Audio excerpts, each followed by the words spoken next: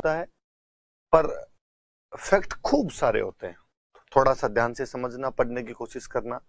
मुझे लगता है पिछले कुछ सालों में यदि आप आरपीसी के पेपर का ट्रेंड देखेंगे तो आप पाएंगे कि वहां पे प्री और मेंस दोनों जगह पे पेंटिंग आपकी पाई जाती है। तो क्या क्या बातें हैं, क्या क्या नहीं, हम पढ़ते हैं। देखो, ये तो राजस्थान की चित्रकला का विकास यदि हम देखना शुरू करें, वैसे तो बहुत प्राचीन काल से मिलती है, पर फिर भी विधिवत रूप से उसकी शुरुआत कहीं से अपने को देखने को मिलती है तो 1500 ईस्वी के आसपास में देखने को मिलती है।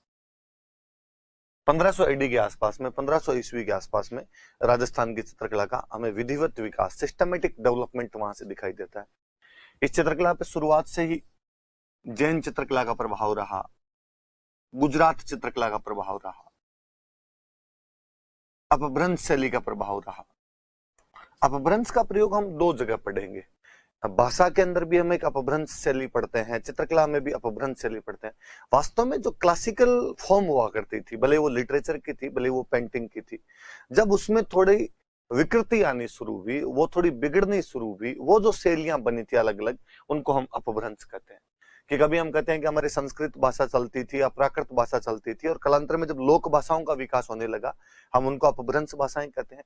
उसी प्रकार एक कोई मुख्य फॉर्म थी इंडियन आर्ट की, और वो बाद में जब अलग अलग हिस्सों के अंदर टूटने लगी, अलग अलग हिस्सों के अंदर बंटने लगी, तो उसको अपभ्रंश शैली कहा गया था। तो जैन शैली का प्रभाव है, गुजरात शैली का प्रभाव है, अपभ्रंश शैली का प्रभाव है। मैंने कहीं और आपको शुरुआत के अंदर बताया था कि जैसे बड़ार है और वहां पर राजस्थान के प्राचीन हस्तलिखित ग्रंथ रखे हुए हैं। कारण यह है कि राजस्थान की पुरानी सारी किताबें हैं वो जैन राइटर द्वारा लिखी गई, और राजस्थान के पुराने चित्र भी हमें उन्हीं किताबों में मिलते हैं। पुराने चित्र दो ही जगह से प्राप्त हुए हैं, या तो मिले हैं रॉक के अंदर मिले, अपने को चट्टानों के अंदर मिले हैं, कि मैं आपको कहूं डडीकर के अंदर मिले, हरसोरा के अंदर मिले, आलनिया में चित्र मिले हमें, मैं कहूं आपको गरदड़ा में चित्र मिलते हैं, हमें बेराठ में चित्र मिलते हैं, हमें सोहनपुरा में चित्र मिलते हैं, छाजा नदी के किनारे हमें चित्र मिलते हैं, हमें चंबल नदी के किनारे चित्र मिलते हैं। मुझे लगता है ये सब बातें मैं आपसे आर्कियोलॉजिकल साइट वाले टॉपिक में कर चुका था। या दूसरे प्रकार की पेंटिंग यदि हमें कहीं पर दिखाई देती है तो वो जो सोर्स है हमारा, वो मैन्युस्क्रिप्ट्स है, हस्तलिखित पुराने ग्रंथ हैं, उनके अंदर अपने को चित्र देखने को मिल जाते हैं। और चूंकि वो पुराने हस्तलिखित ग्रंथ ज्यादातर जैनों के द्वारा लिखे गए, इसलिए पुराने चित्रित ग्रंथ या पुराने जो चित्र हैं वो भी हमें जैनों की पुस्तकों के अंदर देखने को मिलते हैं। और चूंकि वो ज्यादातर जैन राइटर गुजरात वाले इलाके से बिलोंग किया करते थे, इसलिए दोनों शैलियां हैं, जैन शैली और गुजरात शैली। अपभ्रंश अलग अलग जब शैलियां टूटने लगी तो उन सबका प्रभाव इधर भी आना था, तो वो भी दिखाई देता है। और बाद में एक प्रभाव निश्चित रूप से हमारी चित्रकला पर आ गया था, वो था मुगल। प्रारंभ से ही जो एक प्रभाव दिखाई देता है वो तो दिखाई देता है हमें जैन, गुजरात और अपभ्रंश। बाद में हमारी शैली पर कोई एक प्रभाव और आने लग गया था, तो वो मुगल प्रभाव था। हम इसका विधिवत विकास 1500 ईस्वी के आसपास देखते हैं। हमारी चित्रकला को अलग अलग लोगों ने अलग अलग नाम दिए। पहले तो हमारी चित्रकला पे सबसे पहले कोई साइंटिफिक क्लासिफिकेशन करता है, कोई वैज्ञानिक विभाजन करता है, तो उस बंदे का नाम था अनंत कुमार स्वामी। अनंत कुमार स्वामी नाम के बंदे थे जिन्होंने राजस्थानी चित्रकला का प्रथम बार वैज्ञानिक विभाजन, साइंटिफिक क्लासिफिकेशन करना शुरू किया था, डिवीजन करना शुरू किया था। बुक लिखी एक बहुत अच्छी इन्होंने, राजपूत पेंटिंग्स।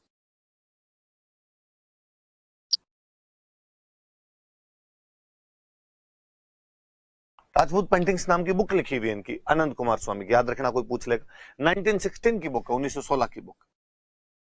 तो राजस्थानी चित्रकला का प्रथम बार वैज्ञानिक विभाजन किसने किया था? तो अनंत कुमार स्वामी ने किया था। उन्होंने बुक कौन सी लिखी थी? तो 1916 में राजपूत पेंटिंग्स नाम की बुक लिखी थी। और उन्होंने राजस्थान की चित्रकला को और पहाड़ी क्षेत्र की जो चित्रकला है, पहाड़ी क्षेत्र में बताऊं तो आपको हिमाचल प्रदेश, उत्तराखंड और जम्मू कश्मीर, ये वाली जो चित्रकला थी, इन सब को एक ही बुक के अंदर लिखा और उसका नाम दे दिया राजपूत चित्रकला। मालवा भी कुछ कुछ इसमें शामिल किया था, पर मैं मालवा को राजस्थान का पार्ट मान लेता हूं, इसलिए मैं अक्सर कहता हूं कि राजस्थान और पहाड़ी चित्रकला को मिला के एक बुक लिखी गई थी अनंत कुमार स्वामी द्वारा, जिस बुक का नाम था राजपूत चित्रकला नाम था, राजपूत पेंटिंग्स नाम था। और उन्होंने कहा कि जब राजस्थान में और पहाड़ी क्षेत्रों में जो भी चित्रकला है वो राजपूत चित्रकला है। कारण, क्योंकि यहाँ पर उस समय अपने ज्यादातर जो रियासतें हुआ करती थी वो राजपूत रियासतें थी, इसलिए उनका राजपूत रियासतों में राजाओं द्वारा जो भी चित्रकला को प्रश्रय दिया गया, जिस भी चित्रकला को आगे बढ़ाया गया, प्रोडक्शन दिया गया, वो जो चित्रकला उसको आप राजपूत चित्रकला कहिए। कालांतर में दो विद्वानों ने इस बात को यही नाम दिया, ओसी गांगुली और हेवेल, ये तीन बंदे, आनंद कुमार स्वामी, ओसी गांगुली और हेवल, इन तीनों ने अपने राजस्थान की चित्रकला को राजपूत चित्रकला कहा है।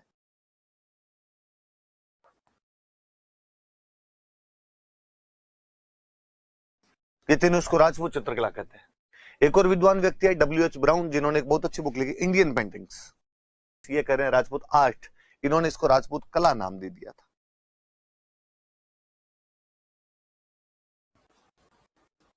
इन्होंने राजपूत कला कह दिया इसको।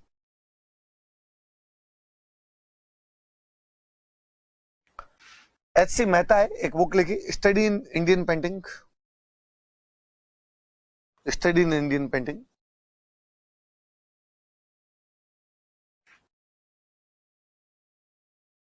और इन्होंने इसको हिंदू कला कहा।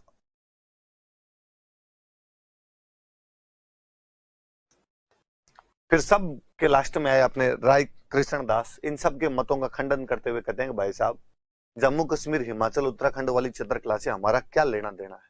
हिंदुओं ने भारत में बनाए होंगे यार कहीं भी चित्र, हमारा उससे क्या लेना देना है? हमारी चित्रकला अलग है, वो राजस्थान की चित्रकला है, इसलिए उसको राजस्थानी चित्रकला कहा जाना चाहिए। तो हमारी चित्रकला को पहली बार राजस्थानी चित्रकला कोई नाम दे रहा था तो राय कृष्ण दास थे। इनकी बुक का नाम है भारत की चित्रकला। चंद्र अपनी चित्रकला को इन्होंने राजस्थानी चित्रकला कहा था। चार नाम याद रखने कि पहली बार वैज्ञानिक विभाजन किसने किया था? आनंद कुमार स्वामी 1916 अपनी बुक राजपूत पेंटिंग्स में, और अपनी चित्रकला को इन्होंने राजपूत चित्रकला कहा था। कालांतर में ओसी गांगुली और हेवल ने इसको फॉलो किया था। डब्ल्यू.एच. ब्राउन अपनी चित्रकला को राजपूत कला कहते हैं। एच.सी. मेहता अपनी चित्रकला को हिंदू कला कहते हैं।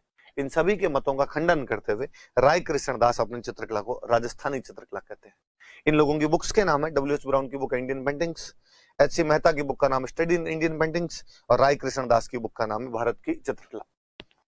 याद रखना, को सुमेलित करवाने वाले टाइप के अंदर आपसे पूछ लेगा कि बताइए कि किसने क्या कहा है क्या नहीं कहा है, तो याद रखा जाना चाहिए, सारी बातें याद रखना आप।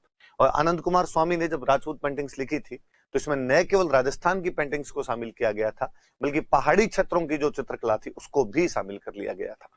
ये तो थोड़ी सी नॉर्मल सी जानकारियां हैं, वापस देख सकते हैं।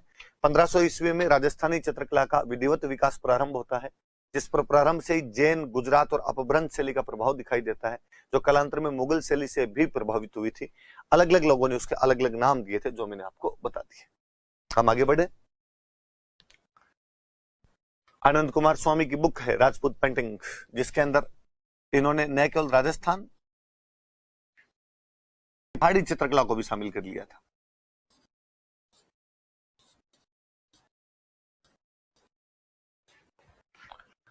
इंग्लिश मीडियम वाले भाई बंधु थोड़ा ध्यान दे। कुमार स्वामी की स्पेलिंग, कुमार स्वामी की स्पेलिंग ये है।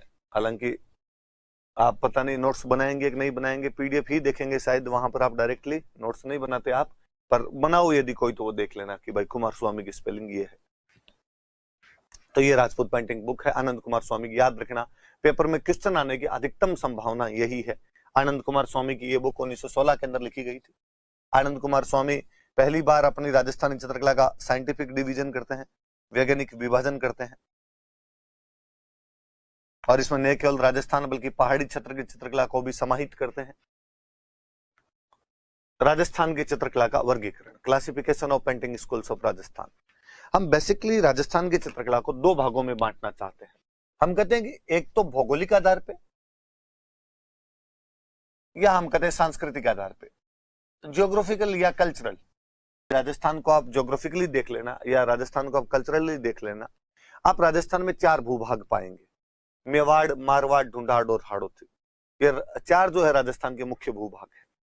आप भूगोल के आधार पर देखेंगे तो भी आप पाएंगे कि मेवाड़ में पर्वत है, मारवाड़ में मरुस्थल है, ढूंढाड़ के अंदर मैदान है, और हाड़ौती के अंदर अपने को पठार देखने को मिल जाता है।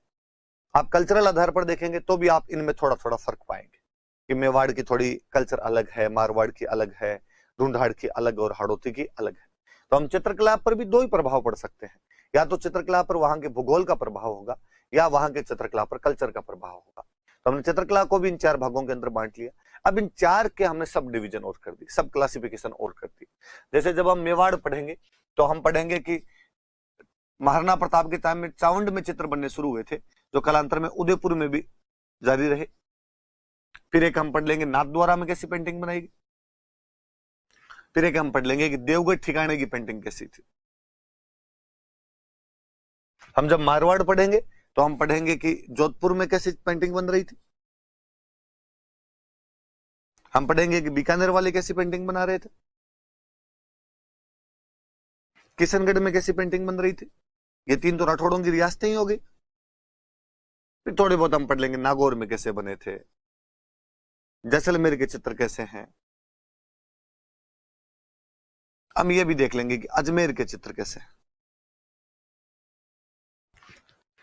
जब हम ढूंढाड़ देखेंगे तो हम देखेंगे कि पहले आमेर में चित्र बनने शुरू हुए थे, जो बाद में जयपुर में भी जारी रहे।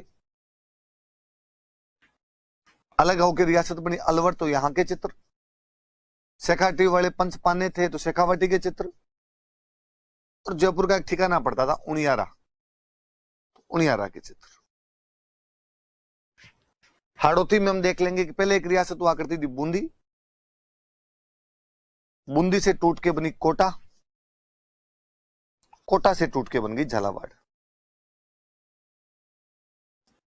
इन 3 रियासतों के देख लेंगे। तो बेसिकली ये क्लासिफिकेशन हम आगे पढ़ने जा रहे हैं कि राजस्थान में कहां कहां की चित्रकला है।